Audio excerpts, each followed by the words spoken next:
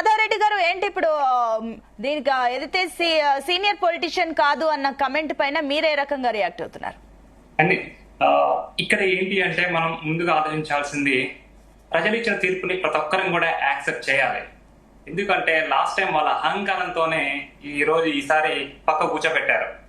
Recent గా చూశాను మా అధినేత పవన్ కళ్యాణ్ గారి మీద, అదే విధంగా తెలంగాణ ముఖ్యమంత్రి గౌరవనీయులు రేవంత్ రెడ్డి గారి మీద కూడా ఎవరంటే వాళ్ళకి ఎవరికి నోటు వస్తే వాళ్ళ మీద ప్రభుత్వం ప్రజలు ఇచ్చిన తీర్పు మీద గౌరవం లేకుండా మాట్లాడుతున్నారు. సో వాళ్ళది ఆ విధంగా అహంకారం ఉంది. ముందు మీరు ఇచ్చిన మాటలు నిలబెట్టుకోండి. 1600 మంది బలిదానంతో తెలంగాణ తెచ్చుకున్నాం. వాళ్ళకి మీరు ఏం న్యాయం చేశారు? దళిత ముఖ్యమంత్రిని చేస్తా అన్నావు, ఏం చేశావు? రీసెంట్ గా నేను చిన్న స్టోరీ చెప్తాను. పంజాబ్ నుంచి నా క్లాస్మేట్ ఒక అమ్మాయి వచ్చింది. కూర్చొని డిన్నర్ చేస్తుంటే ఏదో టాపిక్ వస్తే మీ తెలంగాణ రాణి బాగుందా అంటుంది. ఎవరు తెలంగాణ రాణి అంటే లిక్కర్ రాణి. ముందు మీ దగ్గర వచ్చే చరిత్ర ఉంది.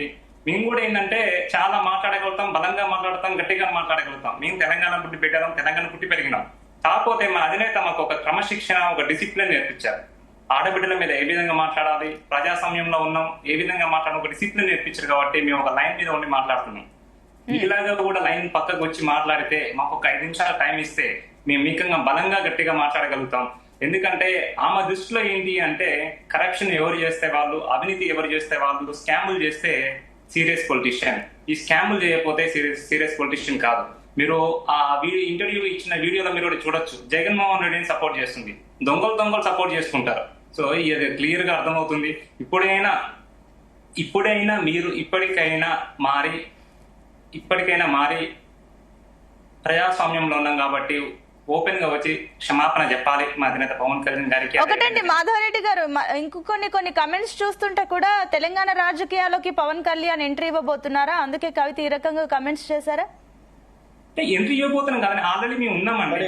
గత ఎమ్మెల్యే ఎలక్షన్స్ లో కూడా మేము కంటెస్ట్ చేశాము, ఇప్పుడు కూడా కంటెస్ట్ చేస్తాం. ఖచ్చితంగా మా అధినేత నిర్ణయం తీసుకుంటారు. మేము క్షేత్రంలో ప్రజా సమస్యలను డైలీ పోరాటం చేస్తున్నాం. అంటే నేను కూడా ఇప్పటికీ నమస్తే షేర్లింగంపల్లి అని చెప్పి 28 రోజుల నుంచి మేము డైలీ చేస్తున్నాం. మేము జనసేన పార్టీ కూడా తెలంగాణలో ఉంది, అందులో హైదరాబాద్ లో కూడా ఉన్నదే అండి. ఎంట్రీ పోయేది ఏం లేదండి. పార్టీ పుట్టిందే తెలంగాణలో, ఇదే హైటెక్ సిటీలో పుట్టింది.